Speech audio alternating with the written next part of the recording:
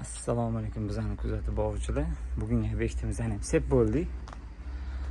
Qalinligini 10-12 sm. Ko'rasizlar, lombos qilingan. O'sha lombosga ishonchi yo'q bilasizlar. Bundan buyog'i svet, gaz hamma narsa qimmatlashib boryapti. O'shani hisobiga peni sepmasa bo'lmaydi. Chunki promoy tunkadan qattiq qish keladi, bizlar bilasizlar.